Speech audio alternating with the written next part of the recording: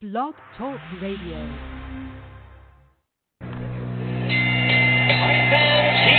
we go with the main event of the evening.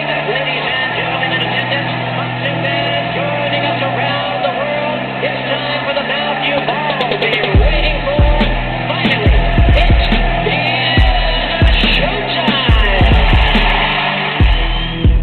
Here, man, we dedicate our life to this sport. We do thousands of sit-ups in camp. We run hundreds of miles, for the ones that take it serious. And we just dedicate ourselves fully to our craft, man. We watch tape, we attitude, we rooting, and we go into that fight to land on the line.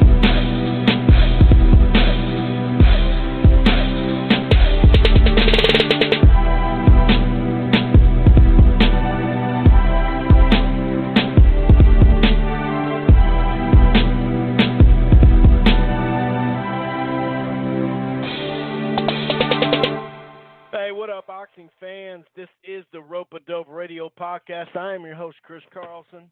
Oh, God dang, I had a horrible start to the show all of a sudden. All right, the cats are back at it again. One of them grabbed the cord of my mic and came right off. Anyway, all right, so we got to reconvene here. We got to slow this thing down. All right, welcome back to the Rope-A-Dope Radio Podcast. That intro sucked. What are you going to do? It's 10 o'clock in the middle of the country, so it's basically a West Coast edition of the Rope-A-Dope Radio Podcast. Thanks for joining me. Hope you guys are having a good week. I know I am. Had a pretty nice night at work. Other than that, I'm just kind of bored right now because next weekend, not a whole lot to look forward to. However, last weekend, Vergil Ortiz really took it to Antonio Orozco. Franco and Negrete fought for a third time, not a second. I just realized I wrote that in the description. Part 3, not Part 2, Chris.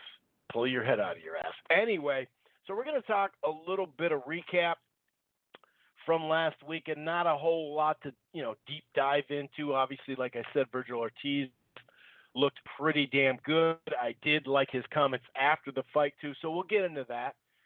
We'll definitely get into that. We'll talk about the weekend. All right, I just did. That literally is what is on tap. There's not a whole lot coming up this weekend. Negrete, coming off those 2 wins over Dogbo, is going to fight. Who's he fighting?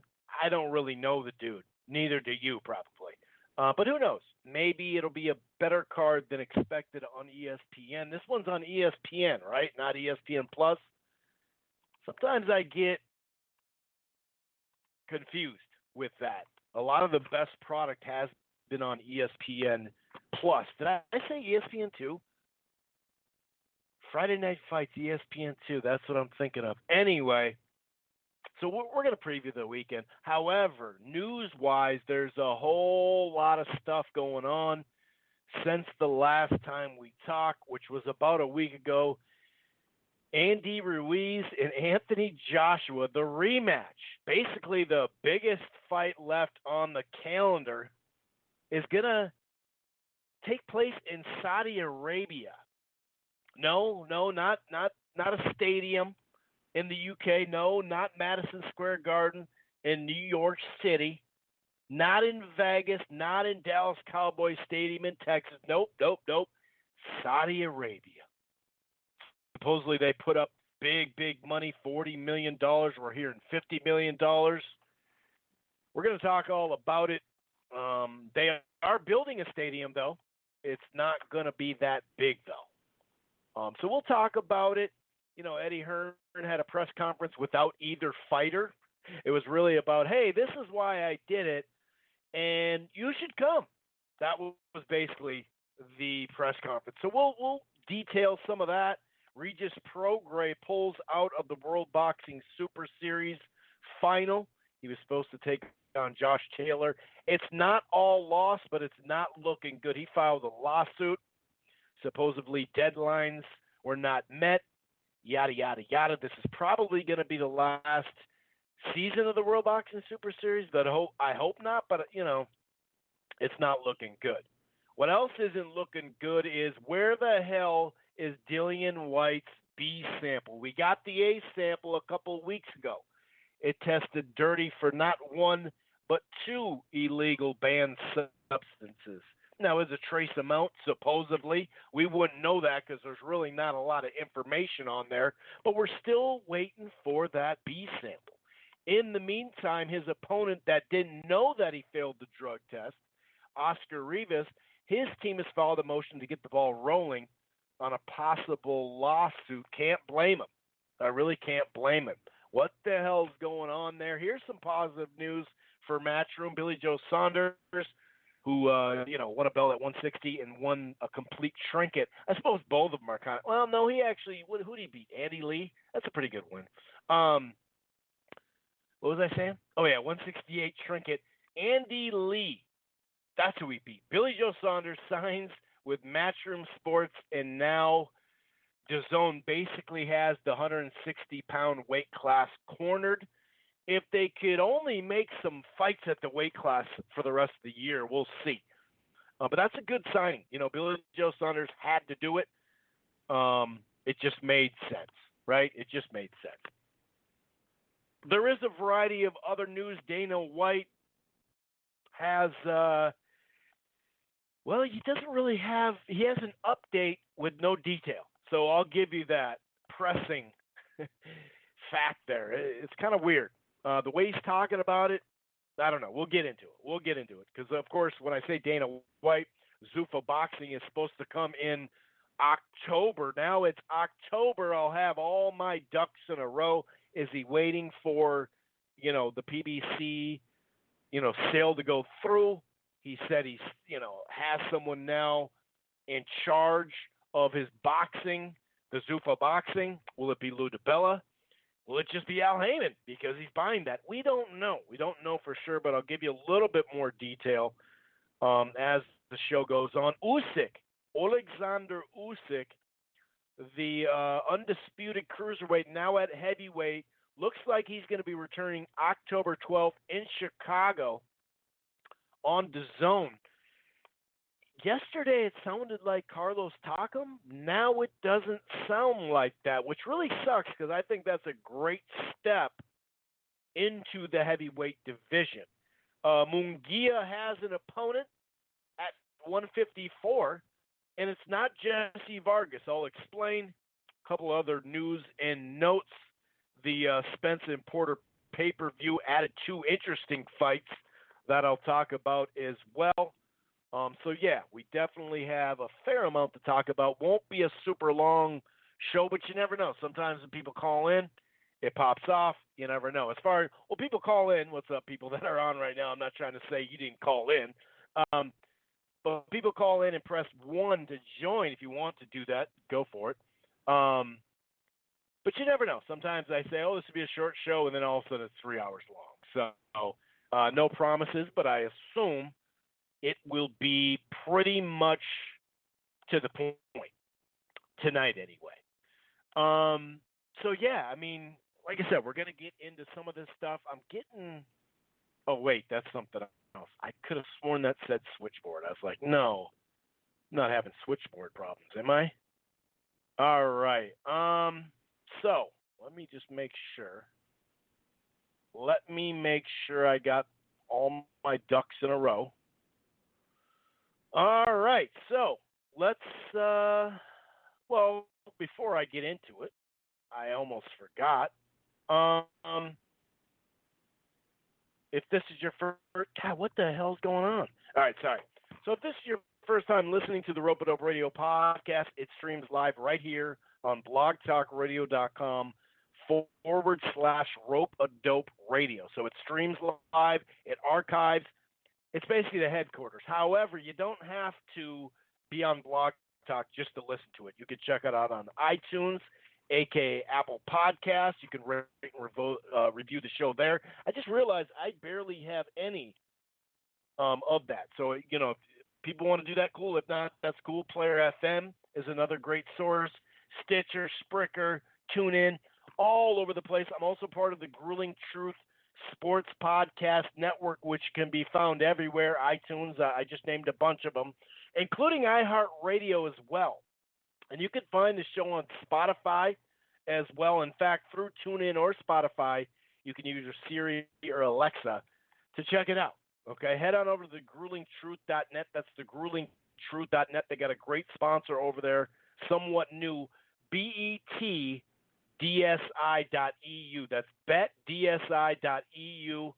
There's a promo code for you, TGT, as in the grueling truth. So TGT, promo code I almost said bet. BET, betdsi.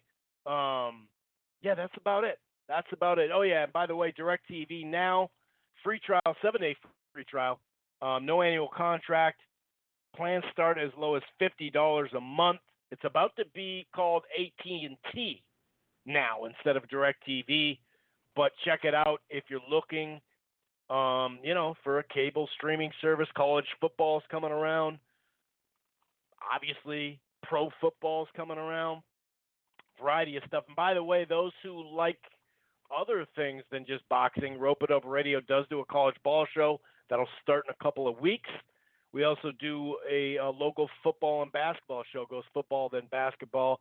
It's called Living in Loserville. It's basically the Purple People Here's Vikings podcast thing. You know what I mean? All right, I'll shut up as far as boring you guys with this stuff. Why don't we get to the nitty-gritty? And that is, of course, the DAZN card.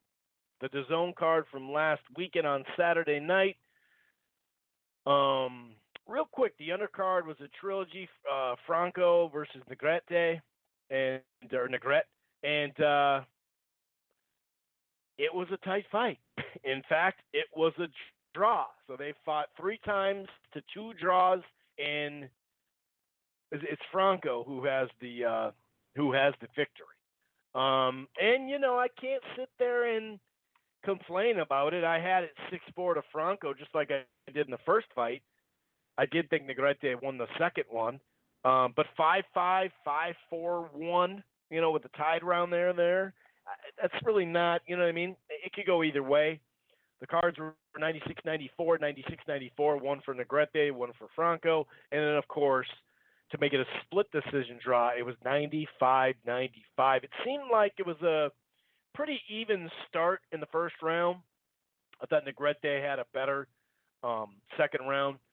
Nice uppercuts a minute into the round or so. He was just busier. Then I thought Franco went on a nice little run. 1 round 3, 4, and 5. Then it was kind of back and forth. 6 and 7, Negrete.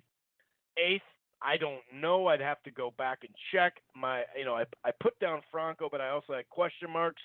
And then I thought he closed out fairly well in the 9th and 10th. Actually, I think I had Negrete. So the 1st and 8th round, that was close, and that's why I was okay with a draw. I had it 6-4, maybe 5-4-1 Franco, but not much to really argue about. Franco did land more, 251 to 217. Negrete threw more punches, over 1,000 punches, 1,018 to 832. But Franco had 30% compared to 21%, if that means anything to you. Franco was definitely doing some body damage, too. It was a good fight. I do hope that they just kind of move on beyond, each other. They need to break up. They've had 3 straight fights. When you have a trilogy, hey, man, that's cool. That's awesome. It's great for the fans. Great for the fighters most of the time. But, well, I shouldn't say most of the time, because usually by the trilogy, one, if not both, are a little faded just off the fight, especially if it's high action like a lot of these fights have been. What is the combined punches landed and thrown for all 3 fights? It's got to be a lot of them. So a good fight. Like I said, I had Franco nudging it, but it is what it is. But, yeah, when you fight 3 in a row, it just takes something out of you. Even if Franco is, what was he, 24, 23? He's a young dude. So, I think he needs to stop fighting Negrete, and he's like 32 or something like that. We'll see where his career goes from there. But a good fight. It was a good fight again. No secret there. For the main event on DAZN, Vergil Oritz Jr. and Antonio Orozco, 13-0, 13 KOs. That was Ortiz Jr. coming in his 14th fight. He's taken on a solid contender, like a guy that went the full distance last fall, I believe it was September, with Jose Ramirez, who just had a great performance in July. So, Ortiz got hit. Ortiz Jr. got hit a fair, I shouldn't say a fair amount, but he even said after, and I liked what he said. He said, he doesn't really rate his performance very high. He said he can do better. He can look better as far as not getting hit. But I think once this thing got going, he knew he was the better fighter, and he was really trying to take him out. But for a second there, I thought, okay, dude, this fight's going to be over. But Orozco stayed strong in there until all of a sudden he didn't. That's basically how it went. Really close first round, I thought. I think Ortiz won it just barely because of the body work. Both of them were putting in some good body work. So that's basically it. It was a close first round, though. Could have went either way. Then Ortiz started getting his jab going, starting to land his right hand. You could see Orozco cutting the distance, did start to win the body, or land to the body by cutting that distance. And that's what we talked about. That's what I talked about in my preview as well, is he needs to close that gap so he's not at the end of Ortiz punches. And honestly, that's basically what the fight came down to. It was like when he got close to him, he did pretty good. He got him on the to the body, got him on the rope, roughed him up a little bit. But that's not really his game plan to sit there and fight a rough and tumble style the whole time. I made a mistake. I gave Orozco the second one because of that cutting the distance and whatnot. I did give Ortiz the third. He had a good jab and a right hand. And it was a competitive fight. I thought I gave Orozco the fourth, so I'm looking at almost 2-2. I think 2-2 after four. Good action round two. I just thought the overhand right and some body work by Orozco won the round. Fifth round, another competitive one. Orozco going to the body. He actually started using some upper body and head movement, which I thought, wow, if you can get close to him and move your upper body, this might go the distance. Because I remember picking late stoppage in my preview article, and all of a sudden I'm like, oh, hey, wait a second. This is going to go the distance. I really did. And then, this is what I meant to say. All of a sudden, the heavy punches, there was some exchanges in the early goings of the sixth round, and Ortiz was definitely landing the heavier punches. He landed, I think it was a left uppercut. I think it was a body and a head shot that knocked him down. Or no, it was a left uppercut that knocked him down originally. Then it was a couple of head shots with the body, knocked him down again. And hooks and lead rights. I mean, he was starting to really get to him. And the third one, I think it was a left hook. Ref called it TKO. Good stoppage, definitely. Orozco was done, basically. Not even 6 full rounds. Ortiz landed 115 to 57. They threw about the same, but it was Ortiz with the accuracy. Really started to open it up, and I loved how he closed the show, too. And I know it's only August, but, I think the prospect of the year is Vergil Oritz Jr. Maybe I'm overselling that, but I don't know how I am. He destroyed Mauricio Herrera, sure, given that wasn't, prime Herrera. I do think Herrera, well, maybe that style's not great for him.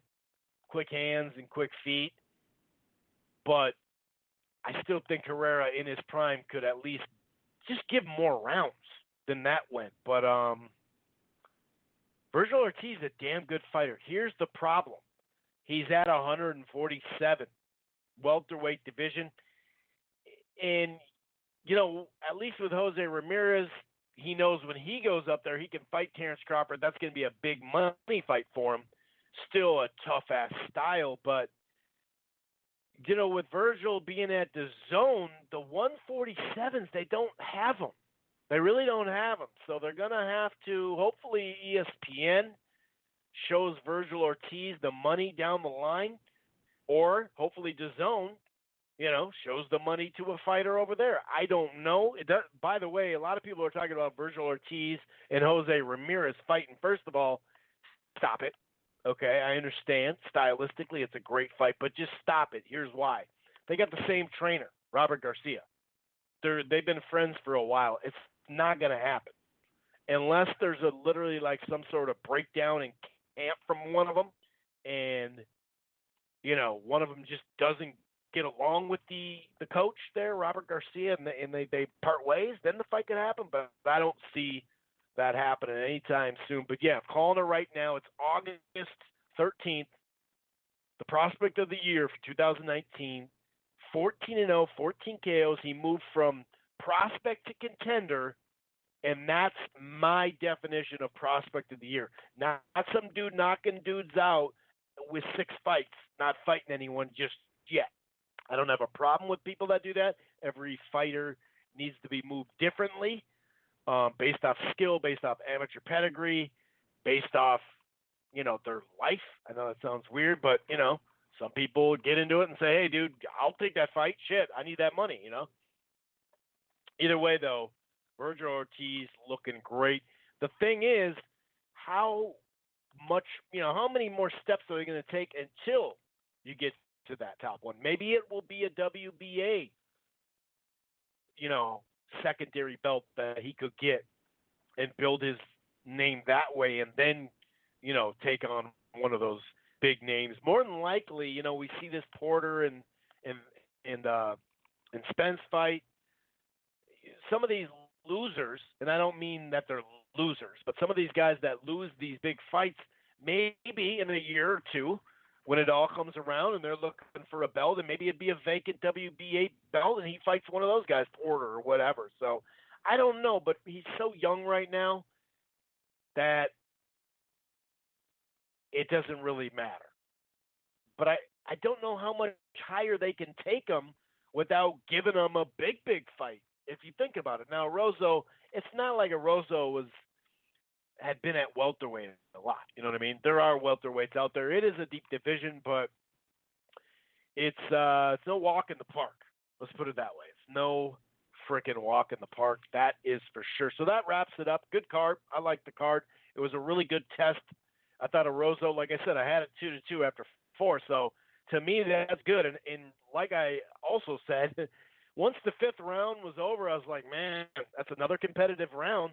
It could be 3-2. It could be, 2-1 right now. And I was definitely thinking that it might go at least 10 rounds, maybe the distance. Maybe the full, or was it a 10? Yeah, I think it was a 10-round fight, not a 12-round fight. But I really thought it may go the full. But Vergil Ortiz said, "Nah, dude, I got you. I'm gonna knock this dude out quick." But kudos to Orozco. He definitely showed his worth.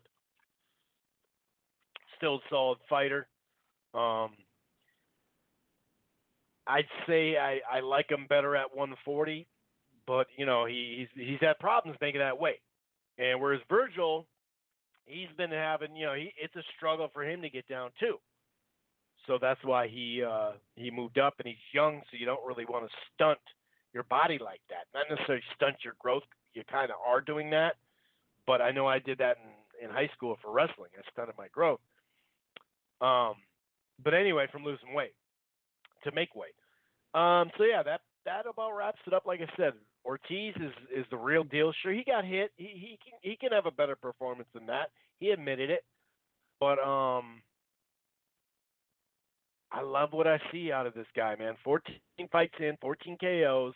Where do you go? I think they're just going to kind of move him laterally and maybe try to fight guys at this weight, some veteran dudes, like a Luis Collazo. Although I think did he sign with ESPN a little bit, couple of fights, few of them. I think he did. I think so. I'm not sure. Anyway, on to the ESPN card. I'll talk about the upset real quick in a second. But Jason Sosa got back on the horse, beating Rhodes. Sosa Rhodes. It was all Sosa. It was all Jason Sosa. Came out going right to the body. Really just handling it. Not too much there in this fight. Uppercuts and hooks, and then body work. I mean, that's what Sosa, it was just like repeat, rinse and repeat. That's basically what he did a lot of the fight. The fourth round was pretty close. And the fifth round was the 10-7 round. Left hook dropped him. Hard knockdown, too.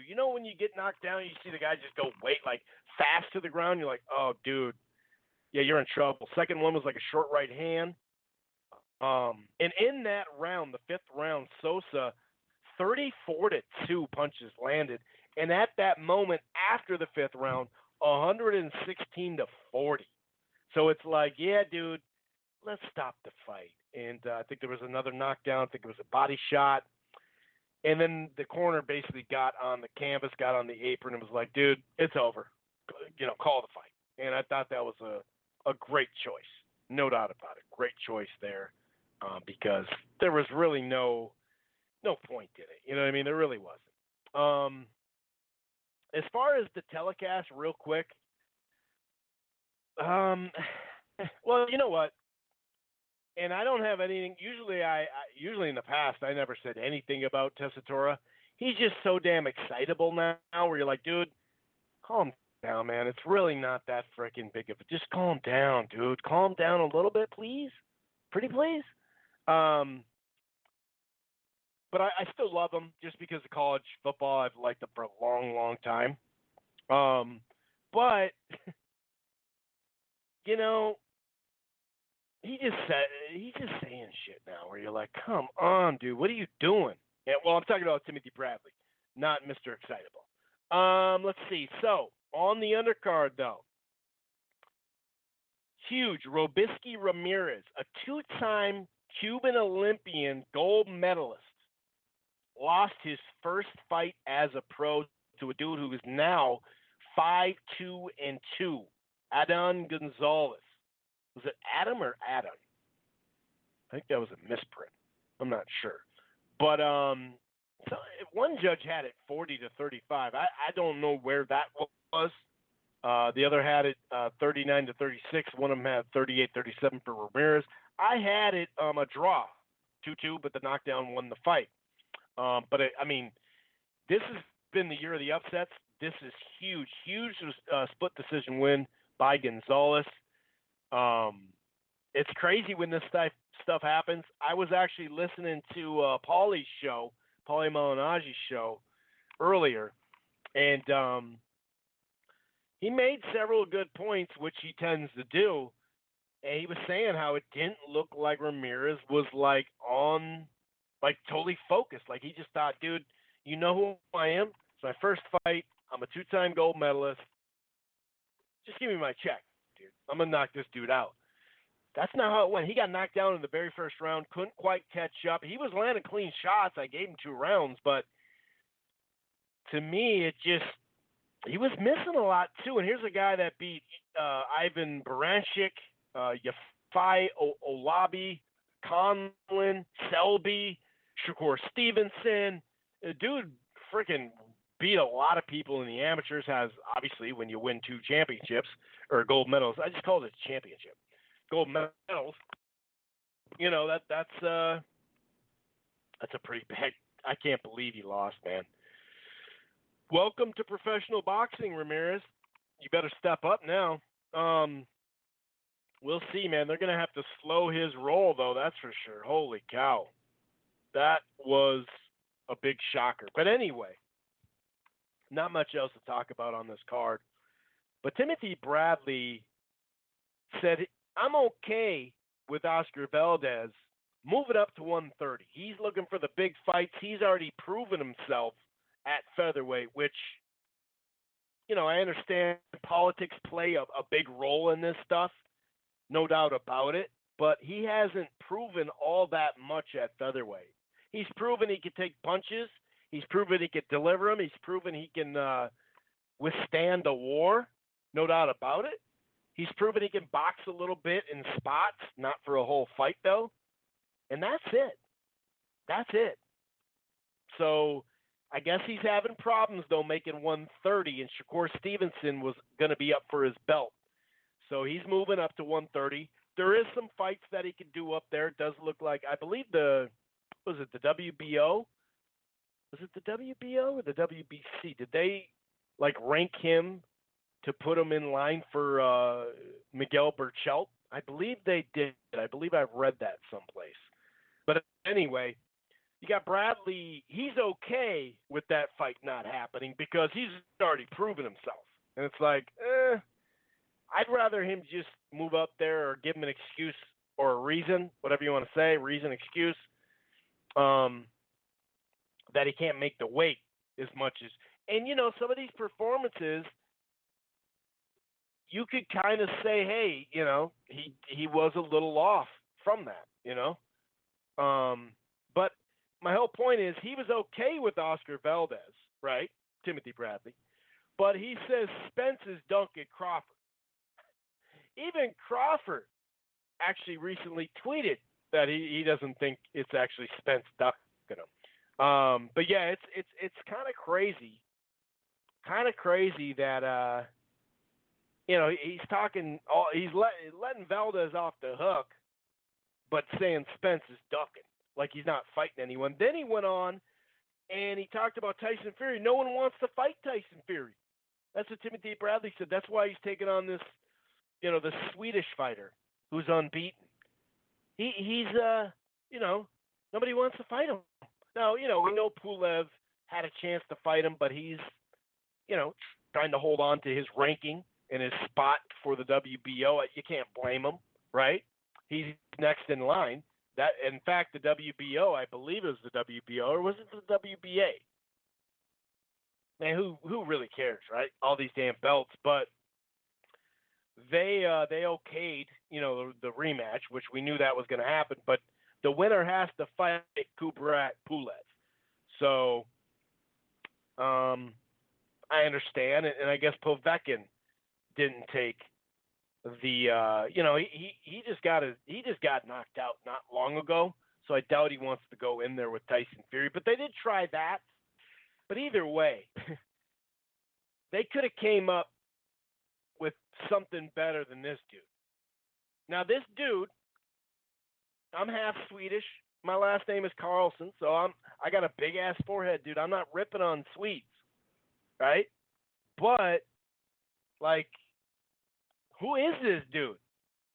I don't care what Bob Arum tells me about a Swedish fighter from the 50s that I know damn well. In fact, this is what Bob said. Fans who think Fury has an easy fight on his hands against Otto Wallin are mistaken. The undefeated Wallin is a hell of a fighter. I'm old enough to remember another Swede, Ingram Johansson, who stunned the world when he knocked out Floyd Patterson in Yankee Stadium in 1959. Hey, Bobby, come on, buddy. Come on. Let's not go there. Don't go Johansson. I almost said Johan Santana, one of my favorite pitchers. Come on, dude. Come on. Are you serious? So now nobody wants to fight him, but then Bradley was like, yeah, but I give credit, for Wilder for fighting Ortiz, but nobody wants to fight Fury, and so I understand what they're both doing. And it's like, and then Kriegel at the end goes, I'm just wondering why it's not happening this fall. And when you say that, you leave the door open where it's not Tyson Fury's fault. And it's kind of like, well, I'm wondering why it didn't happen in May. Oh, I know why, because Tyson Fury signed with ESPN, the network that you work for. So come on, dude. These, besides Showtime, and the play-by-play guy obviously is, well, one, he's cheesy as fuck. And his voice can be irritating. He's hit or miss, though. Some people hate him. Some people are okay with him. But, Al and Paulie, I can handle those guys. You know what I mean? And at least they'll argue amongst each other about it. But when you look at some of this stuff, the Fox cards, the ESPN, I mean, a lot of this stuff, it's just like, come on, dude. Pull your head out of your ass. You know, you're talking about why didn't it take place this fall? Like Dan Raphael, a couple of weeks ago, if Top Rank had it their way, if they had it their way, this fight would be taking place in the fall, the Wilder Fury rematch. Like, well, when you say they had it their way, why didn't they just do it in May? It's not like you fighting these two dudes from Europe is going to make you some big star. So it's just kind of weak. Like, really, like HBO the last chunk of years, like, sucked. Well, product, it sucked, but even the broadcast team had fallen deep into the rut. It was almost like once Larry Merchant was out, they all tried to fill in for Larry too. And it was like, wait, that's not you. What are you doing? You know, that was his role. So that was a little weak because it's like, oh, okay, so you're gonna let this guy off, your own guy. It's just silly. It's just like, not having Terrence Crawford on the screen, or going way out of your way to mention him and having him on the screen as a legit fighter or a pound-for-pound guy or something, with Fox during that Pacquiao-Thurman. I know they're boycotting the WBO now. That's great.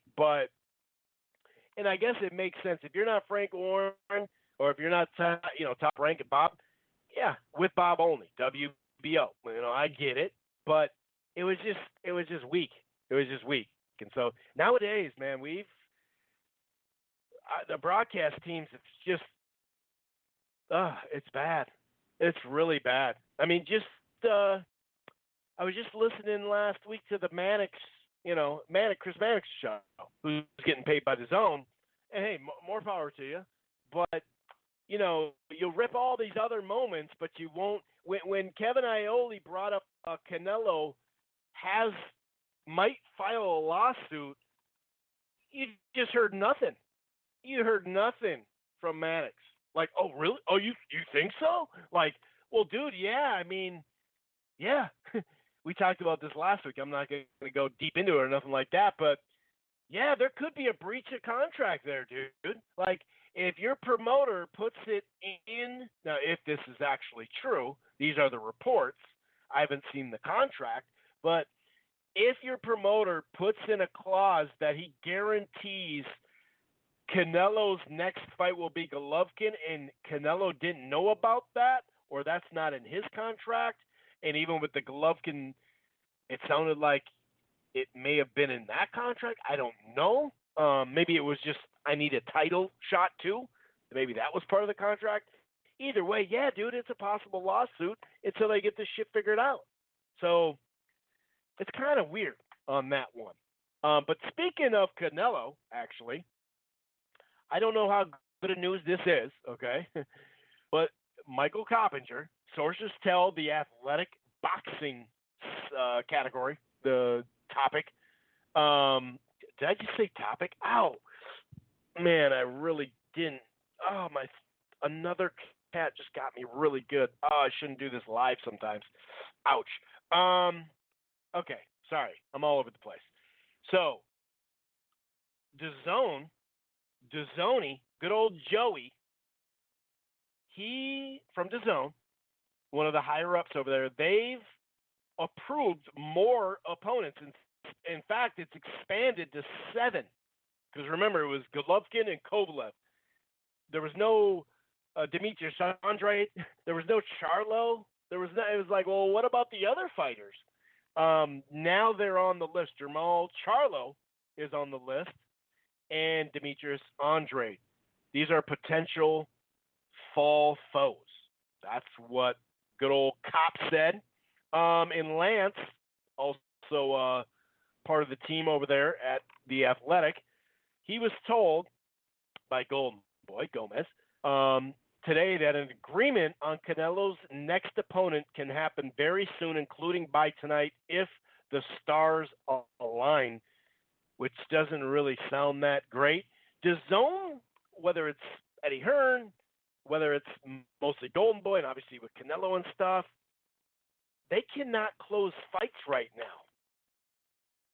They can't right now. I'm not ripping them overall. I'm just saying they're having some problems closing fights. Point here. Here's a point. Usyk, take him. Carlos Takam and Usyk were supposed to fight in May. Usyk got hurt. Now it looked like, as of yesterday, October 12th, that they're going to fight in Chicago on DAZN. Cool, sweet. Now it sounds like Carlos Takam, who had a signed contract previously, might not. Eddie Hearn said that might not happen now. In fact, he doesn't feel like it's going to happen. It's kind of crazy, but Usyk is returning October 12th. And then also Munguia and Vargas. I mean, you had Mexican Independence Weekend a month away. We know Canelo, it's like sacrilegious for him to, not fight on Cinco de Mayo in Mexican Independence Weekend in September. And he's not doing it. Okay, that was weird. So that's obviously not closing a fight. But then Munguia, they couldn't even close a fight with Munguia and Jesse Vargas, which actually is an interesting fight. Now, this may not be their fault because rumor has it Munguia wanted a 156-pound catch weight, and so the fight's off, and it's not going to happen. Probably never. But then now he's fighting the dude, Elte. He's fighting him at 154 for his belt. Oh, so you can't fight Jesse Vargas at 154. I guess he wanted that, Vargas isn't like adapted at 154 per se, right? So I guess he wanted to have those extra 2 pounds to feel strong, more than likely, because we know he's having problems. So that is the next fight, by the way. We'll just kind of combo it. But yeah, they're having problems closing some deals. We talked about how they're going to have problems in a sense in some of these fights because when Danny Jacobs gets, 8 figures, there's going to be other fighters that want in and around 8 figures or more than their quote-unquote worth, which we don't know what the fuck worth is right now in boxing, to be honest.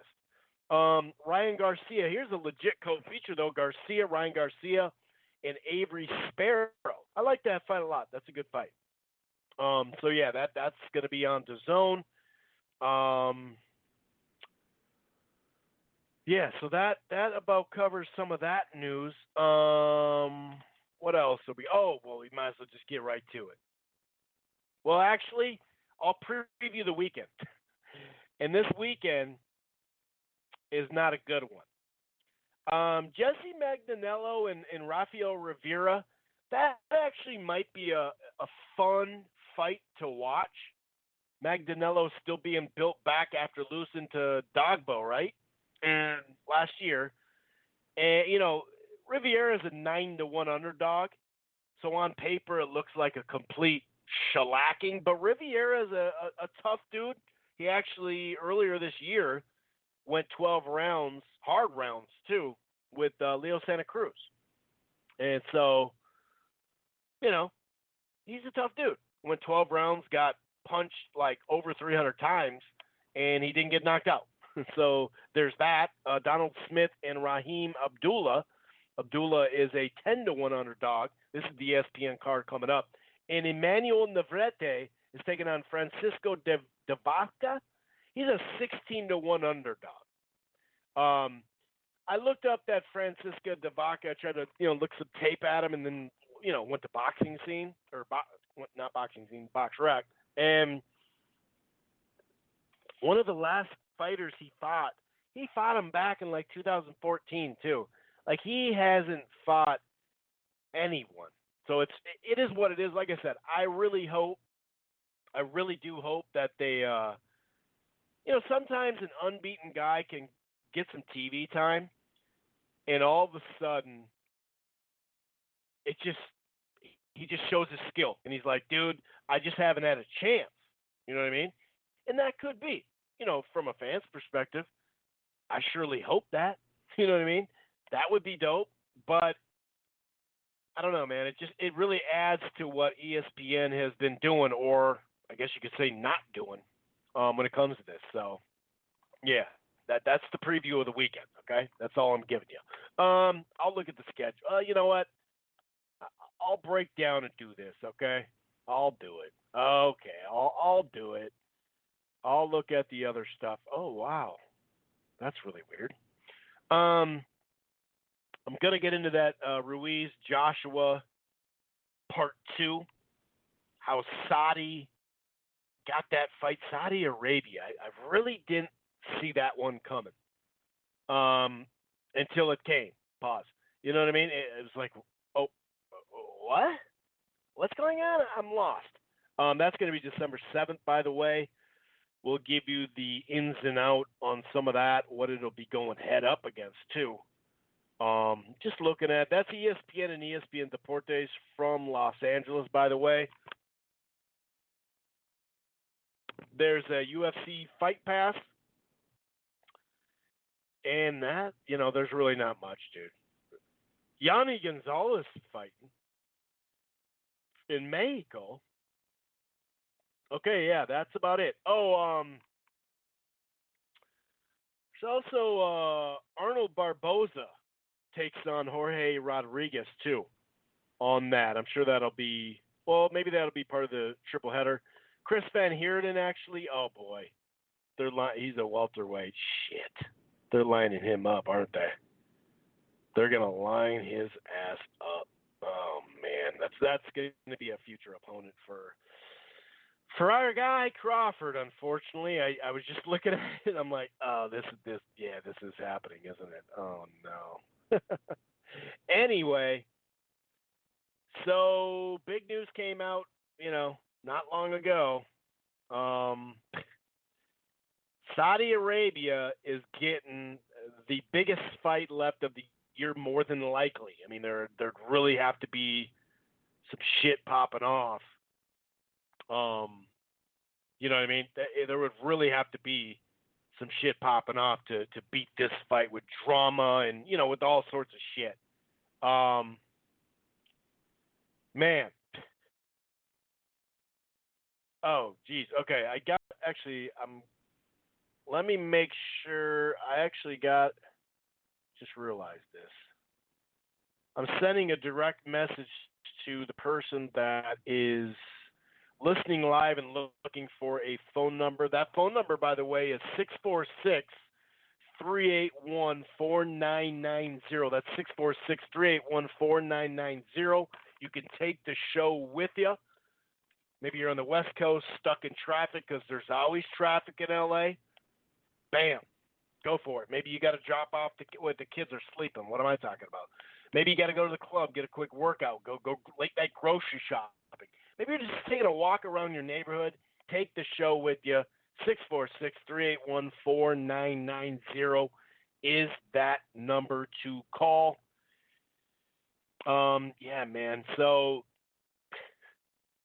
I don't know what to say, man. I really don't know what to say. I mean, it is what it is. I mean, I'm not going to be one of these guys that are like, oh, I can't believe the fight's there. That's just the worst thing on this planet and stuff like that. You know what I mean? Because, some people are going a little over the top. And actually, who the hell said – someone said this online. Was it Adam? I can't remember. I think it was. But either way, I don't know, dude. It's kind of like it sucks for the UK fans. It really does. But let's not get too, you know what I mean? Like we're okay. Like, it's not the end of the world. It does suck for the UK.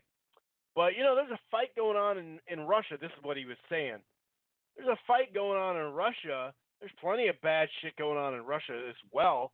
But I hear, like, Anthony Yardy's like a man for going there. This is going to be dope, and what a great opportunity for him. But it is a lot of money for him. But, I don't know. It is what it is. It just – the only thing I have to say about it – now, you probably heard the numbers. We've heard anywhere from $40 to $50 million was the site fee. And it's really – it's interesting because I first heard – of the news from a couple of people Mannix talked about a 7,000-seat open-air stadium, kind of like they used to do back in the day at Caesar's Palace in Vegas. Remember, they'd construct a makeshift, arena, or a little stadium basically. And you saw a lot of fights there at Caesars and other places. That's cool and all, whatever. Then they talking about 12,000 yesterday, and maybe because of demand up to 15,000. It is what it is. Now, your first thought is, how expensive are those damn tickets going to be? They got to be out of hand. That could be. Some of them are going to be out of hand, I'm sure. However, it's not set up like a normal event because Saudi Arabia is not – they're not going to make $40 million on the gate. They know that they're really just buying this to bring it here and help positive news, propaganda, and news out there, a positive spin, a positive everything. They're looking for positivity. They let women drive cars now, which is ridiculous that they didn't have them before. A variety of backwards stuff. Hey, we got problems here. Don't get me wrong, but I'm not going to get into this stuff. However, so it's more of a tourism trap. Although when you get trapped there, you ain't going nowhere. So it's like it's kind of like how Australia gave a good chunk of money to get Pacquiao to fight there. It comes right out of probably the Department of Tourism, like literally. It's just a it is what it is. So the way Eddie spoke of it, it didn't sound like the tickets are just going to be silly. It didn't sound like that. But I don't know. I'm not going, but I don't know. It sounds like Joshua has got a chance to make anywhere from 30 to 40 mil, and we know that DAZN, it was either 25 or 30 million that DAZN paid to have Anthony fight. Now that didn't all go to him, but to get Joshua over here in the first place. DAZN, they're not going to have to pay as much, but they can't be all that happy with this one. But Ruiz is signed for $9 million, which still is a ton of money. But when an extra $45 million comes in, it's got to be pretty shitty. So I'm the champ, and I got to go to Saudi, and I can't make any of this back-end money. It sucks, but that is the contract he signed. And that's just another example of why Wilder shouldn't have signed the long-term deal, the multi-fight deal with DAZN. If anything, it would have just been a one-fight deal. That's what he was looking for. That's what I think he should have done, or, not should have done because they didn't offer it to him. But that's what this fall I thought would be about, but obviously that went down the drain the second Ruiz knocked the you-know-what out of AG all around the ring. AJ. I'm starting to lose it. I really think I'm starting to lose it. What else we got here? So, yeah, it is what it is. My thing is, with Eddie Hearn always saying, if it's up to me, I'd have it in the UK. Well, I got news for you. It is up to you, Eddie Hearn. Andy Ruiz has no say because he already signed the contract for the rematch and the rematch clause and the money in the rematch clause, and it's open. It's up to Eddie Hearn. AJ, Anthony Joshua, he doesn't have a say either. In fact, just a little bit ago, the last interview I saw him do with Sky Sports, he said, I really wanted in the UK, but it might be neutral ground. But I'm going to push for it to be in the UK. I'm pushing for it. So your dude, at the end of the day, AJ wanted it in the UK. That's what he just said. And like I said, Hearn's been saying, if it was up to me, it's in the UK. Well, dude, it's up to you. Why isn't it in front of, 80,000 people? And they said that the U.S. offer, because of not necessarily Madison Square Garden, but like they're putting up this huge offer. They're putting up a nice offer, but not huge. But it really had to do with, it obviously had to do with more of the DAZN money, the streaming service money. They would have had to pay, and here's another thing. It's still going to be okay for the UK. I guess UK time it's going to be 9:30. That'll be the walk, the ring walk, which puts it at my time at right about 3 to 3:30. But luckily they're not in a huge stadium because it takes 13 minutes for Joshua most of the time to get to the ring, right? That won't be the case here more than likely, although you never know. They may do it big. They may go Big Willie over there in Saudi. You never know. But when you start to do the math, you go, you know what? The fight is probably going to be going on during the college football SEC championship game, which is not a good look for DAZN here. That day, December 7th, it will be. It's not a great day for it, no doubt about it, and a lot of people thought, or a lot of people said, I should say a lot, but some people said, well, Wilder and Fury were going on the same time against the SEC that night. It's like, well, it wasn't on at night. The game's late afternoon, and they actually advertised during the game about the fight later at night, and by the time Wilder and Fury step into the ring, a lot of those games, the Big Ten Championship and the ACC Championship, are already done as well, and they started like later than the SEC. The SEC Championship game is a late afternoon start. Don't quote me on the exact time, but I'm really hoping that it's like 3 Eastern. You know what I mean? That would be helpful because then it won't go head-to-head. But either way, DAZN can't be happy about it. Sure, they get to pay a little less, but this was going to be, like I said, the biggest fight left on the calendar. And it got such a press run at post-fight that, of course, DAZN wanted it there. But, yeah, big head-scratcher. A lot of the UK fans are now starting to go, oh, wait a second. Eddie Hearn is full of shit. Well, he's full of shit because he's a promoter. Because remember, they signed a 2-fight contract, right, with Wembley. Remember that? They had to fight there. We have no other choice. Oh, wait, we're not fighting there. Oh, wait, we're in Madison Square Garden. I guess we did have other choices. And when you go to negotiate, you can't say this is the venue, that's it, hands down, when there hasn't even been a bid for the venue yet. You see what I'm saying? So it is what it is. So, yeah, I'm happy the fight's happening. I figured it would. But, yeah, it's not great. But I'm also not going to freak out. It is what it is. But Eddie could just straight up say, he did say it's a big fat check, but he said that, oh, it could change boxing forever, and it's going to be such a big deal, and this is how you grow the sport. Well, and he said, just the sheer population over there, 40 million people. It's like, dog, America's got over 300 million people, and we're still trying to tap into casual fans. We still got work to do over here. And that would change the landscape of boxing, too, because you'd have that much more people. So I understand going to other territories. I understand all that. And that's why I'm not here ripping the fight, the fight venue all to hell. I'm not. It is what it is. They gave you the most money. You took it.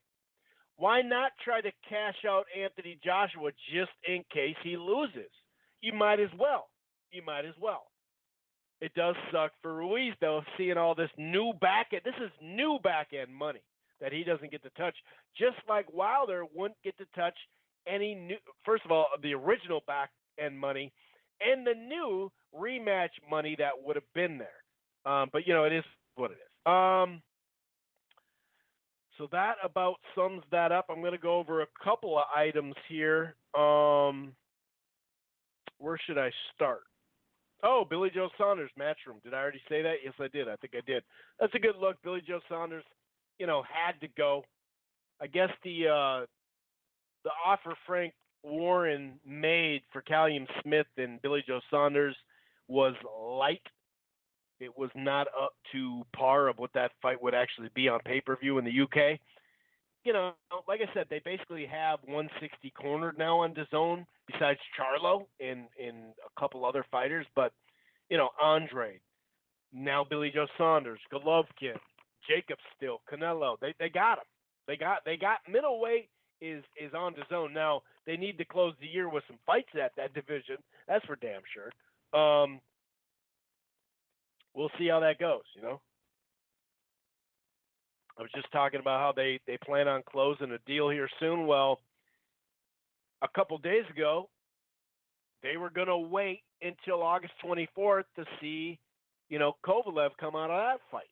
So, I don't know. It would just be nice to have the biggest star in boxing have a date already. And I'm not talking about to the prom. Oh, speaking of a positive thing in the UK, Lomachenko Campbell is sold out. You bring a star over there, you fight a UK guy, guess what?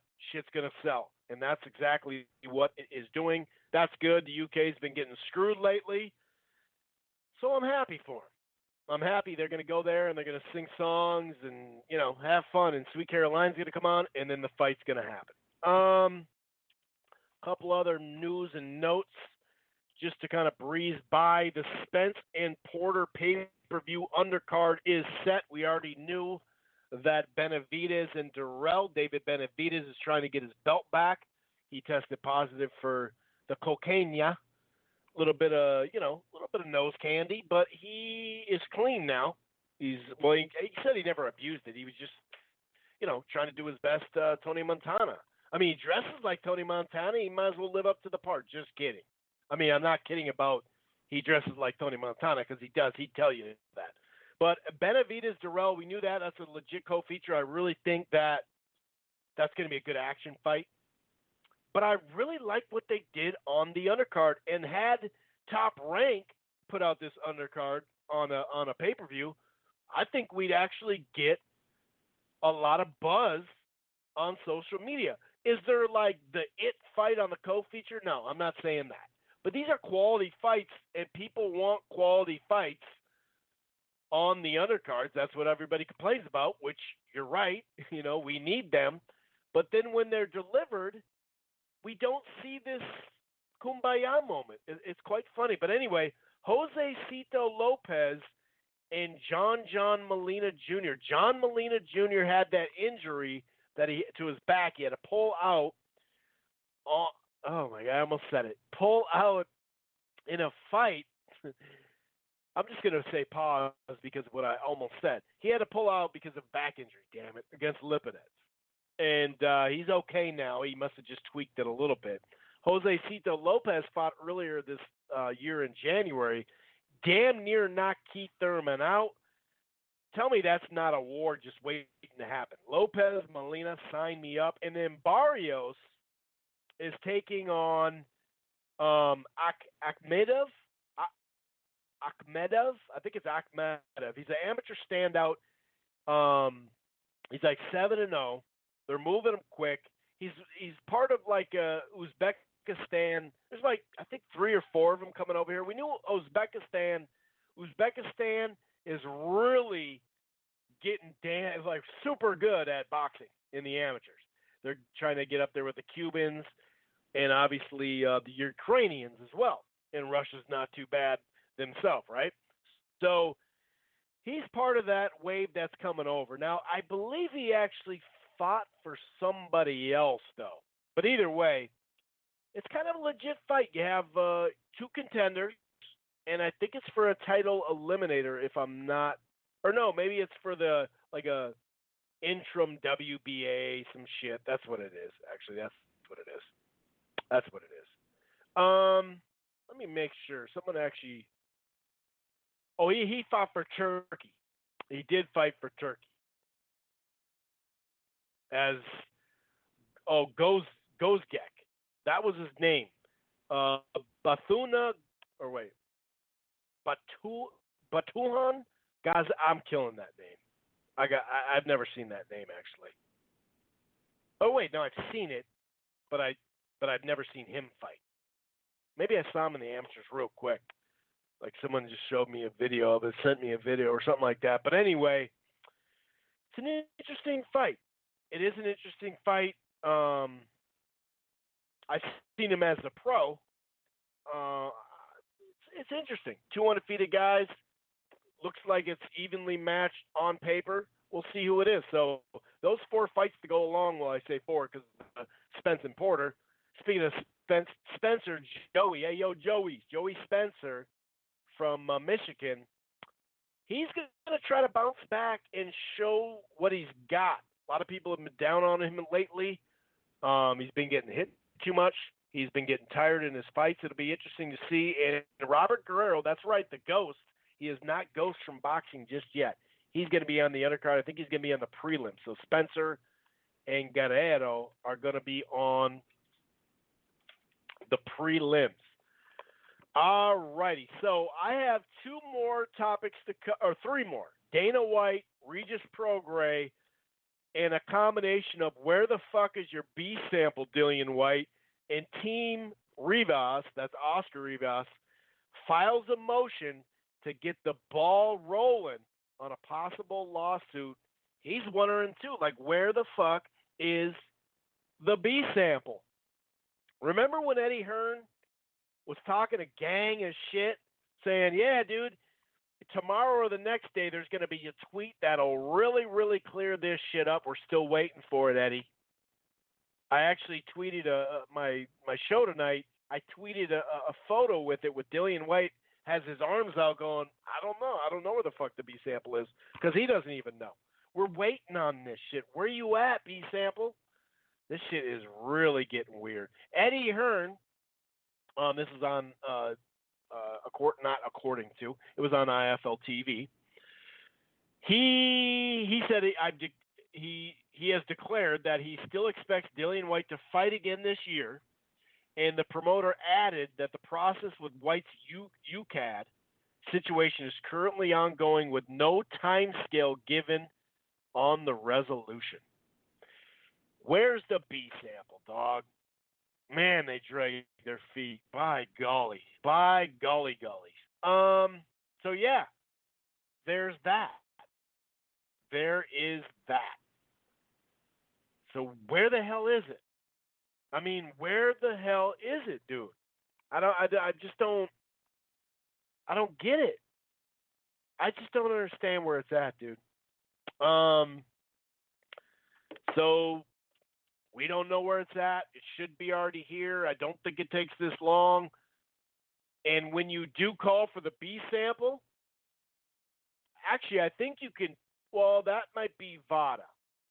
But I'm pretty sure you can pay for it. Maybe Frank Warren said this, but I think you can pay for it and get it quicker. But that also puts the guilt thing in there potentially. I don't know. I really don't know. This is just getting stranger and stranger by the day. But at least update us by saying the B sample is 2 days away or something like that. Like, throw us a bone. I mean, for your own sake, really. I just don't get it. But anyway, like I said, Oscar Rivas' team, he filed a motion. And it's probably going to lead to a lawsuit. Basically, the motion, I think it's two or three other things that basically they're asking for information. And so this motion allows them to get some information to say, yep, we're ready to go or whatever. They're probably just like, hey, dude, it's like knocking on the door. Like, dude, open up. Like, what's going on? Like, it's bad enough you didn't tell us about the drug test, the failed drug test on the A sample days before the fight or whatever it was. You didn't tell us. You had a private hearing. Not even one of the promoters were there. Not even Eddie Hearn, who is obviously Dillian Whyte's promoter. Not even he was at this hearing. And then it passed. And you know what? It may be totally legit, but you got to do something here. You got to do something. I don't know, man. It's just a head scratcher. So yeah, we may get a lawsuit out of this, which and I understand they say, hey man, we went by the rules, or your rules are fucked up, dude. Your rules are messed up. UCAD is messed up, and we know about the glove issue too. How although the BBBC signed off, the commission, the British Board of Commission, whatever the fuck it is, they signed off on these gloves, but Team Rivas didn't get to see the gloves, even though they had signed off on the previous gloves. It's a shit show. It's a shit show. Okay. We have two more things to talk about. And right now, 503 Portland, I'm going to talk about Dana White and Regis Prograis. And then I'm going to shut this puppy down. So if you have some time on the West Coast, all the way up in Portland, on the Northwest, I should say, in the Northwest, up in gorgeous Portland, if you want to chime in, get your 2 cents. Obviously, I'd love to hear that wonderful Mexicano music, because of our guy Vergil Ortiz, destruction and terror. But if you wanna holler at me, holler. So I'm gonna give you a little time to get to the spot, and then you can shut the show down. All right. So 503, text me if you're when you're ready. All right. I got a little bit of news left. So, let's just go with this bag ass Dillian Whyte, Dana White. Dana White is now saying October. Basically, I'm going to run shit in October. No, he was saying October, I should have all my ducks in a row. It's just kind of like, what are you waiting for? Are you waiting for the PBC to be purchased from Endeavor? Like or is Zuffa Boxing pitching in on that? Who's buying what? We heard about a potential sale being finalized right now, today. No, I'm just kidding. But I don't know. Dana White said, I've hired someone to run my boxing department. And he means business, because you remember that new UFC, what's it called? There's a new UFC facility. I think they call it something. Anyway, there's actually construction at that facility for a boxing area, a boxing gym, a workout. They got the food right for you. It's actually a great setup for UFC fighters, and it would be great. It's right there in Vegas. Obviously, you can go there and train. You can go there before your fights a couple weeks out. You can have camp there, whatever it is. He's literally adding I guess you could say a boxing wing. And that's pretty dope. And that tells me that he means business, because he said, I'm coming to change shit. And actually, recently, he said his ideas are going to shake the sport up. He's going to piss a lot of people off. And we're trying to figure out, well, he still says, I still got to map it all out. And that just makes me think they're waiting for the T's to get crossed and the I's to get dotted on the contract. And that's why he can't talk about anything, because he literally is giving us no detail at all, except for I hired a boxing guy. Now, some people are speculating that it's I almost said Luduva, rest in peace, Ludabella. Some people think it's Ludabella because they have that UFC pass. Some people think he's going to really start at the low part and just try to sign amateurs and sign some guys like Mikey Garcia or something like that, and start with the UFC pass since it's there. I don't know. I'm not sure what's going on. But the fact that he can't give you any detail, and now he's got a month. In October, I should be good. That really lends – I don't know. But it lends itself to believe that they're waiting on the contract to finalize. But it is smart of him to have someone run it and he can oversee it, because running two big things like that, I don't know. But, he months ago and even years ago now, a couple of years ago or a year ago or whatever, he said he's going to make a huge splash. And some of the things may work, some of them won't, but I'm making a huge splash. And that's why you can only think, how are you going to make a huge splash without talent? And so it just makes you think it's the BBC. I don't know. I'm not really sure. But we'll see. But, yeah, the fact that he has to wait till October to give you no detail. Remember when the UFC was up for sale and they were negotiating, the deal's done. Everybody, the deal's done. It was ESPN and Fox, but Fox wouldn't, well, first of all, it was Fox, but Fox didn't want to pay the money they wanted. Then it was going to be a UFC deal with Fox and ESPN. Then it was just ESPN all the way, and that ESPN Plus came along, and that really helped secure the deal and close the deal, because now you have to have ESPN Plus to rent a pay-per-view for the UFC. So obviously that's a pretty big deal. I don't know, man. We're just gonna have to wait and see. He's vague. What would be cool if he had let's say it was the PBC. And he put everybody on year-round drug testing. That would be big. Just a couple of things to shake it up. I don't know. Maybe he's going to get the Dana White belt, the Zuffa belt. I don't know. He says he's going to do all this stuff. Then it kind of at times sounds like he's going to start from the bottom and work his way up. I really don't know, man. It's kind of hard to read him, but I do remember him saying, these reports are false. Nothing has happened, blah, blah, blah. We're not selling the company, and then they sell it for $4 billion. So what the fuck? Who knows? Regis Prograis pulled out of the World Boxing Super Series final with Josh Taylor. Supposedly, the World Boxing Super Series have let some deadlines pass. I guess there is a deadline for money, a certain amount of the purse in an escrow account, right?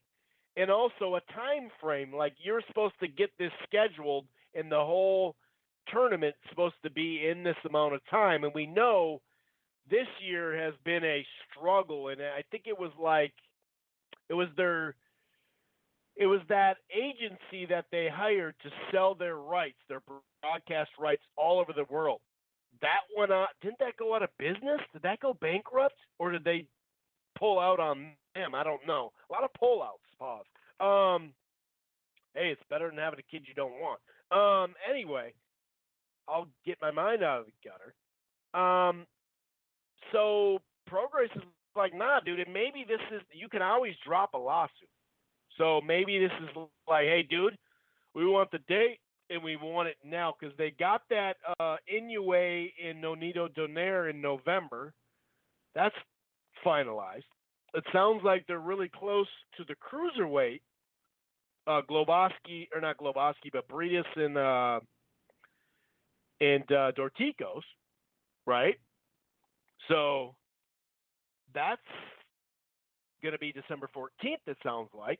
So that's 2 out of the 3 weight class finals they got locked down. So here's some information. So Prograis has filed lawsuit, World Boxing Super Series. This one's in New Jersey, in the district court. And this is according to Chris Mannix from SI. The lawsuit filed specifically against Camoza, which is kind of like a board, I believe, on top, like in charge of this. It's the company that runs the World Boxing Super Series. Yep. And it alleges a series of violations of the agreement between the Prograis and the World Boxing Super Series, including a failure to make an agreed-upon escrow remittance by August 3rd to prove the money was there. And like I said, they have had financial issues. So the shit's not in there yet. So they're like, all right, dude, we're pulling out. Pause. We're going to pull out, and we're gone. Now, there has been talks. I guess the World Boxing Super Series is kind of come back of late and said, hey, we're not budging, dude. That's recently, something that I heard on Boxing Scene or saw on BoxingScene.com. Not heard it, saw it. So I don't know, man. I don't know, but I was really looking, forward to that Prograis and Taylor fight. I really hope they can get it figured out, but I understand what's going on the Prograis side. Now, here's something that's funny. Adrian Broner has been talking a gang of stuff of late, so, and Prograis responded. So maybe that's a fight they're going to build to. We don't know. Maybe he ends up at ESPN. I bet you Showtime's willing to give him some money because they're like, hey, we'll take anybody. Broner and Prograis, yeah, let's build to that fight. I don't know. But anyway, all righty. I believe that you're pretty close to being ready. Am I right, Portland? Based off the time that you text me, I think that you're going to be ready. I'm going to go ahead and unpause you and see if you're ready. 503, Portland, take it away, buddy.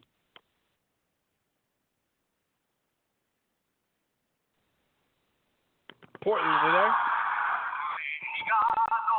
There it is.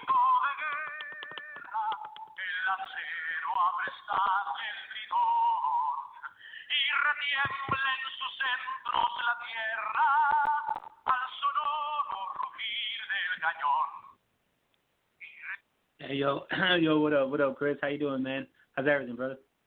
I'm doing good, man. And this theme that we've had going, the year of the Mexican fighter, it's basically like the year of the up-and-coming Mexican fighters, dude.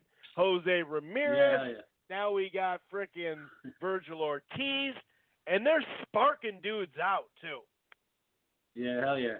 I mean, talking about sparking out, I mean, my other fellow Mexican this weekend, Emmanuel Navarrete, man.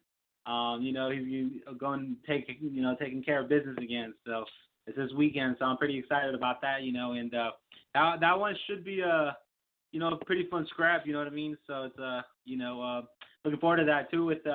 And then Jesse Magdalena's on the other card too. So respect to the Mexicans.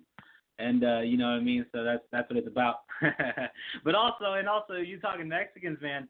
Shout out to Tyson Fury for taking that Mexican date with Otto Wallin. So shout out to him, man. At least he does. At least there's something good out of that. You know what I mean, out of that day, because Canelo ain't on it. Canelo ain't fighting. So yeah, man. And what else? What else we got? Oh, Prograis. You were talking about Prograis earlier, man. And it sucks that Taylor fight is off, man. It is what it is. It seemed like I remember an interview with the Boxing Voice a while back. He was talking about how he was in limbo and he didn't know what was going on, and now it's like there's things going on. Right, there's like money wise things going on, Chris. Right, is that what happened between there's a lawsuit. And Taylor? Yeah, they missed deadlines supposedly. It's a mess, dude. This season has been a mess, money wise. Yeah, man, it does suck. Money wise, right? It's like it. So I felt like the first season, right, was badass. Like that one, the outcome of that was really cool. But then all of a sudden, with this new season, it kind of, it didn't turn out too well. Especially with this one for Prograis and Taylor. That was supposed to be a pretty fun scrap, man. And it sucks that's not going to happen. But if they could make that fight happen. If they can make the fight happen between him and Broner, man, that'd be pretty dope, man. Because Broner talking that shit. Yeah, Broner talking that shit. So I would love to see that, and because the Prograis, Prograis is he's like a tough fighter. You know what I mean? You have to be just as tough as he is to get through that fight. And Broner, he's got a hell of a chin. He's hella athletic. And I believe his best, probably his best weight class is at 140, because obviously he can't, 47 he looks kind of trash, And but I mean if they do make that scrap, it'll be funny just because even because what's his name, Broner would sell the shit out of it, man, and Prograis being the kind of almost the hardcore fans fighter, Like this guy is he didn't get it the Adrian Broner route. You know what I mean? Where he's just like he let his mouth talk. Let him do his mouth do all the talking or whatever. So, but yeah, no, if they do make that fight, man, it'll be a fun scrap. And I wouldn't mind, if they made a pay-per-view on Fox, that would be pretty sweet too. And you know what I mean? I would actually pay for that. You know what I mean? No kidding. And let's talk about this. My Mexican brother over there. I don't know what's going on, but Ruiz and Joshua, man, this whole situation with Saudi Arabia. My prediction last weekend, I believe that, I said Canada. I thought Canada was pretty neutral just because, they're kind of a fighting city too. They got boxing and MMA. So, they got good, I would say they got pretty good, decent commissions out there. And but then going to, Saudi Arabia, and then we're only hearing one side from, what's his name, from Joshua's side, right? The Matchroom, what's his name, Eddie Hearn's out there, talking that shit. And he did some little kind of weird, low key press conference, I heard about, and he tried, selling it right there and saying that it's a done deal and everything. And he's saying that, Ruiz is, he's not happy about fighting with Anthony Joshua again, but he says he's on board and, with the fight. And, it's very interesting how we're not hearing nothing from Ruiz's side. I believe we haven't heard anything, nothing from PBC or Ruiz. And so this makes me believe that this fight is not 100% sealed and done and delivered to Saudi Arabia. Just because, it says, with the box commissions out there, obviously they had Amir Khan and I believe, what was it that George Groves, I believe, right? Was there a fight there, the boxing super series, I believe? Yeah, and, yep. Yeah, and so they got that underneath the belt, but for this level of a fight, that Joshua and Ruiz says, man, this is, dude, they need I would say, Canada would have been a perfect host. That's why I believe that was going to be, but Saudi Arabia just makes no sense. It's not a boxing culture. It's not even a fighting culture. It's and it's it's Muslim country. You know what I mean? We all heard about all the negative shit that goes around there. The human rights violations, but it's a different country. So and I believe it's a dry country. And you don't want to get caught with weed over there, man, because Jesus, dude, they'll probably I'm not putting anything you in the air, dude. I'm not putting anything in the air. Hell no, bro. I would not, dude. I would not step foot in Saudi. I would, dude. This is my little thing, but I'm not stepping foot in any country that doesn't allow marijuana, where it's like a death penalty. You know what I mean? So I'm not going into any country like that. That's my opinion. But with this situation, we know about these Arabic countries. The Muslim countries, and all the human stuff, right? The gay rights, women's rights, you name it, dude. A lot of the stuff is backwards. But it's just so that makes it weird for this country to host it, and it's just as weird if I'm not too big into soccer, but I did get to see that. I think you did too, Chris, when we all had HBO back in the day. But it was that Gumbel, was it that not was that Real Sports with Gumbel, and I believe they did a special, but it was on another country called Qatar, I believe, and it was about them hosting the 2022, I believe, FIFA World Cup, and I remember how they were talking about how they were going to host it there too, and they were they're getting ready for this big event, and they had to, bring in a bunch of pretty much slavery, legal slavery over there in their country, and now pretty much forcing them to work till they died. Really, dude, really, that's what really happened, and I believe it's almost like that situation too. Where, obviously these Arabic countries got a fuckload of money, so they could bring in a lot of entertainment, which they do, obviously with a lot of celebrities. We've all seen them. You know what I mean? Rappers and whatever the hell you name it. They've been over there because it's such a big payday. But just because they got a payday, don't mean they should be hosting fights like this, man. Because it's no one's gonna have fun. You know what I mean? You would have to I don't know how you could get away with it, but man, it just doesn't seem like a good country to host a big fight.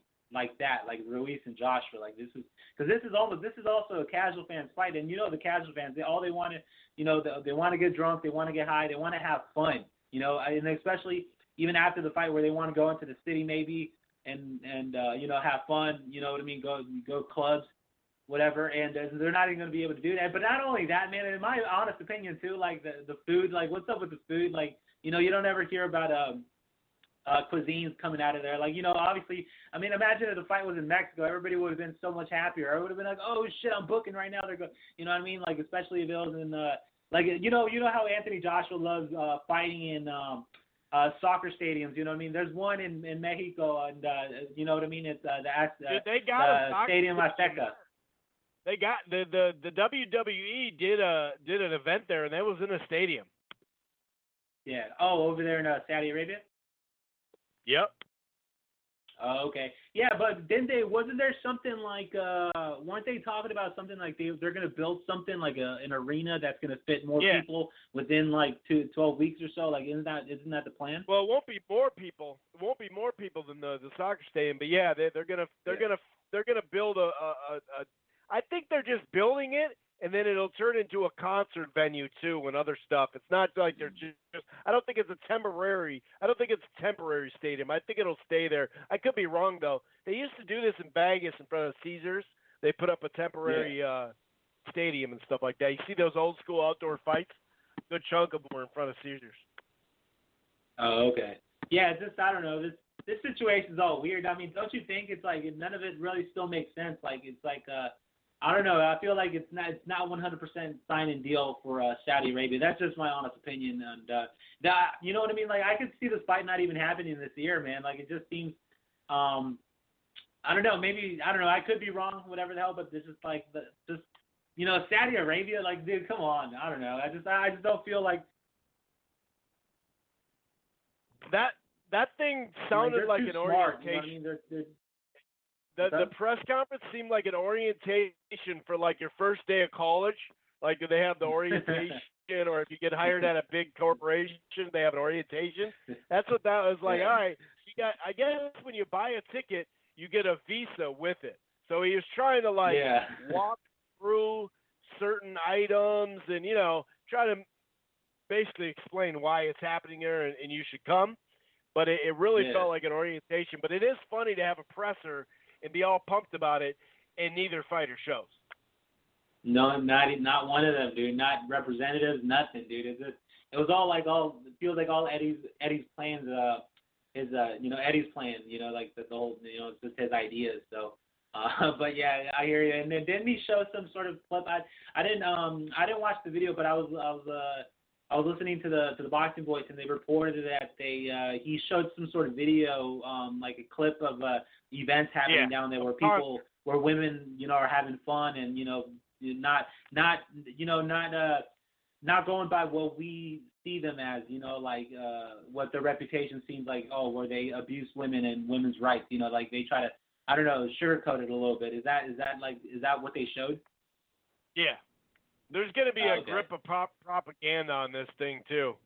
They're going to be talking. That's going to be part of the deal, man, on the broadcast and everything. Yeah.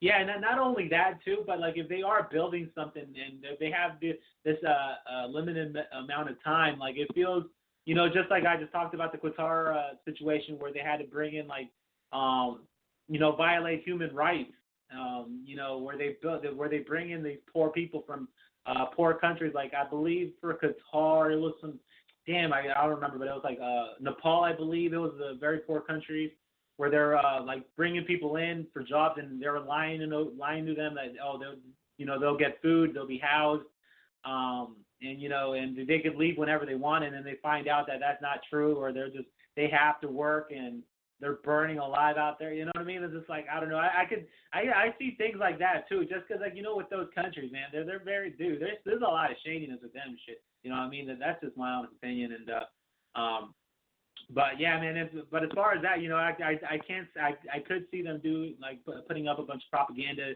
Women could come in, and also too, man, I gotta say, dude, Twitter is so fucking funny because ever since the starting of the Saudi Arabia news, there's been all this, because there's a lot of female reporters out there, right? And especially the Joy, what's her name? Joy Phelps, Michelle Joy Phelps, I believe her name is, and there's a bunch of jokes out there and memes. You know what I mean? It's a funny world we're living in, but like but those are like, you know what I mean? Like they're not out of the realm of possibility, man. Like if shit goes, you know what I mean? Those countries are serious, man. So, but in my honest opinion, I wish this fight was taking place in Mexico, or even you know what I mean? Like they should have run it back in America somewhere, L.A. maybe, or New York would have been, just do it there in New York again, just because, Joshua's, this is boxing, it's about reputation, it's about, glory, it's about legacy. And you go and, you come here in America and then getting your ass whooped and then leaving and then never to come back. Like, it's just, you know what I mean? It's just like you let your country down. Lennox Lewis didn't do this. Like you think about all the great British fighters out there in the world. Like they came here, they tried conquering, and some of them were successful. But man, like Joshua, like what the fuck? Like you're not coming back here, like dude. It's like this looks bad in the eyes of like real boxing fans. Like obviously the casual fans aren't gonna give a shit, but the like real hardcore boxing fans like me, it's just like I just feel this is kind of like it's almost like a bitch move. You know what I mean? Like where are your balls, Joshua? You know what I mean? Where's these fucking like, you know what I mean? Like it's I don't know, man. Just it's disappointing from Joshua's team how they've been doing this whole situation, Saudi Arabia, and like it just doesn't make any sense to me. And I don't know, Joshua needs to grow a pair of balls, man. And if he wants to become, like the heavyweight champion of the world and really take over America, then he should come, avenge that loss in, somewhere here in America. You know what I mean? Even I'll even consider Canada even a neutral grounds where you could get your respect back. But Saudi Arabia, like in front of those fans like that are not fans, it's like you got to be like super rich to fucking even like buy tickets or hotels and fucking airline tickets. Like dude, it's like you got to be super rich. Like he fucked the fans. Like Joshua, like, he fucked his fans too, like, his British fans, like the ones that are in love with him, because that dude's a franchise, you know what I mean? Like he brings a crowd, and he just I feel like he let them all down, man. That's my honest opinion. And Andy Ruiz, he's gonna do his thing again. He's gonna whip that ass, and take names. So, because Ruiz ain't no bitch, man. And I don't know. Like I said, I just don't see this fight happening. In Saudi Arabia, that's my honest opinion. Like I don't even with this whole situation, like I could see it not happening at all this year too. So hey, but also too, let me on a positive note, man. My boy, fucking Chavez Jr. came back. He got the first round knockout, left hook to the body. His dad's left hook to the body, man. He looked good, whatever, man. He got a win underneath him. Angulo seems to be the next guy for him. I'll take it, whatever. Fuck it, man. He's got to rebuild, and he's trying to get a belt again. So let's see it. And, he's at 75. I doubt he moves under that. He like I tweeted at you, Chris. Like he made the weight, so it's shit. It's good so far. So far so good. but yeah, man. And as far as that, don't have too much to say. This kind of weekend is kind of stale. There's not too much going on. Emmanuel Navarrete, he took care of Dogbo, a few months ago. So I'm looking forward to this on ESPN Deportes. So, I'm going to listen to it. Yo, Chris, you got to listen to this in Spanish, man. You got to hear the love that these Mexican fighters get from the commentators, man. And, with Bradley and what's his name, Andre Ward and everything, they try to be too blue collar and too nice. And I love listening to it in Spanish just because I get more flavor, more more love to the fighters. Just because I don't know, sometimes Ward gets on my nerves, man. In all honesty, he tries to be like too basketball, football analyst kind of stylish, you know what I mean? That's just my opinion. Yeah. I like a little flavor in there, you know what I mean? When it comes to boxing, there's been a difference from him on HBO and him on ESPN. I have noticed that. It does seem like he's starting to worry about what people are saying about him. So it looks he's like, all right, now that I'm retired, this is going to be my job. So I'm going to really try to become a personality, and it's unbecoming. I really don't like what I see so far out of him, to be honest with you. Yeah, man, I hear you, dude. Like, it's whatever, you know what I mean? I get it. He's on ESPN, and, you know, that's a big, you know what I mean? That's a big platform for anybody, right? Especially if you're a commentator. And that's why they took Teddy Atlas, you know what I mean? He was too real for this shit. So, you know, they had to censor him.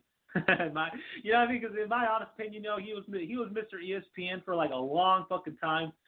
You know, he held it out with the Friday night fights, you know, big fights, small fights, world title fights, mediocre fights. He was always there. He was always there for ESPN. And I always felt bad how they forcefully took him out just because, you know, he talked some shit. You know, I believe he said some stuff during the Pacquiao Horn fight where he was too real or some shit. And you know, say what you want about Teddy Atlas. There's people that are fans and people that aren't fans of his. I kind of stay neutral. You know, I like, you know, I'm not too much of a fan of his, but I am interested in what he says.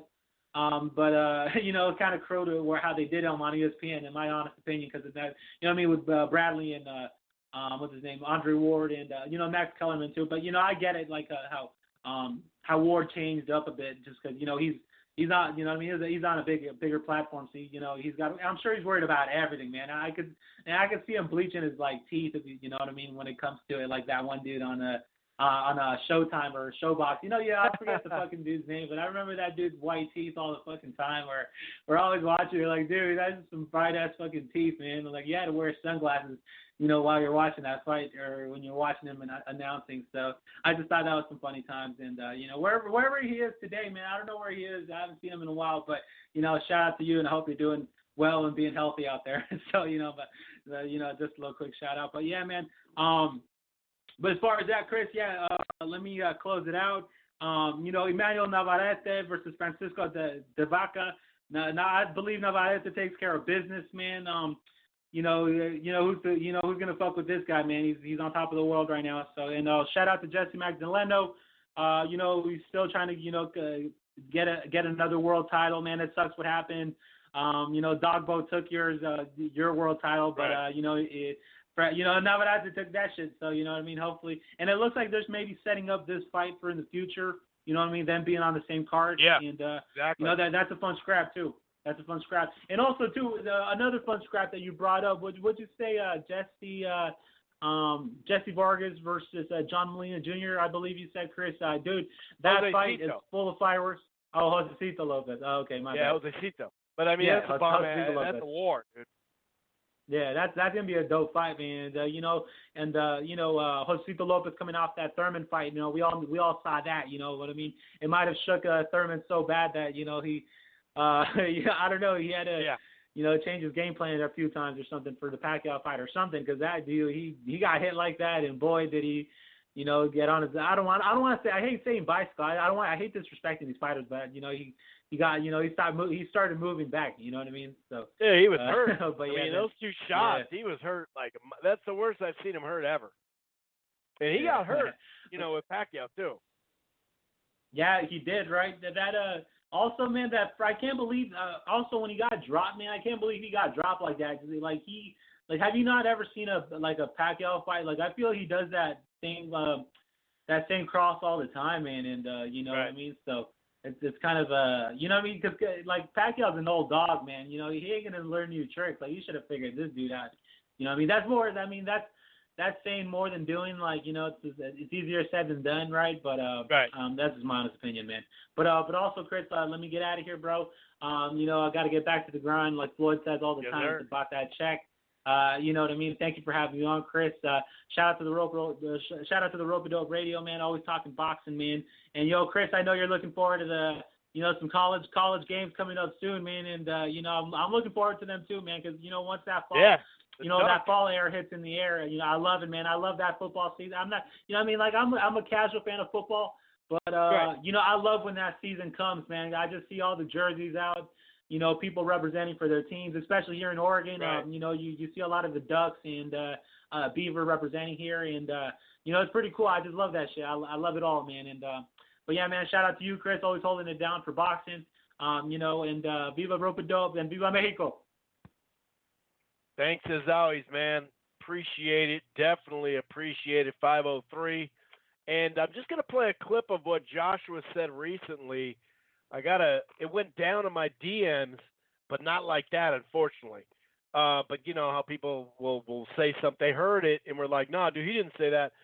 This is what Joshua said. He said a couple of things, but at the end of the day, he said, I'll be pushing. See, that's the thing. People don't listen to the whole thing. I said he wanted to push for the UK, Anthony Joshua, right, in this interview. Then he said, but neutral ground, but I'll be pushing for the UK. Just listen, okay? Pools as well in that situation, but I'm gonna, battle for it to be in the UK because it's my stomping ground. I done one out there, so let's do the rematch here, and I think it'll be amazing before the year's out, and I'll definitely be having a lovely New Year's with my family. Do you think having it in the UK gives you a slight psychological advantage and dragging him to wet Cardiff and, having the 80,000? Do you think that's what gives you the best chance of winning this fight? Because you have to win it, don't you? To win it. You've got two ends of it. There's one, I'd fight in Tijuana, and Ruiz's uncle could be the referee, and I'll still whoop him. Do you know what I mean? It don't matter to me where it is. There's that aspect. But then there's the other aspect of the British fans that have been riding with me from day one want to see me get them belts back. And I'll never forget in the Olympics when I walked out, I tried to block out the energy in that room. And it was the worst thing because I'm fighting a battle that I couldn't win. So walking out in Cardiff in front of 70, 80, 90,000 people screaming and rooting for you to win, that type of energy that goes through your body is unstoppable. And I think that could give me that little bit of edge I need to win those belts. When's the decision due?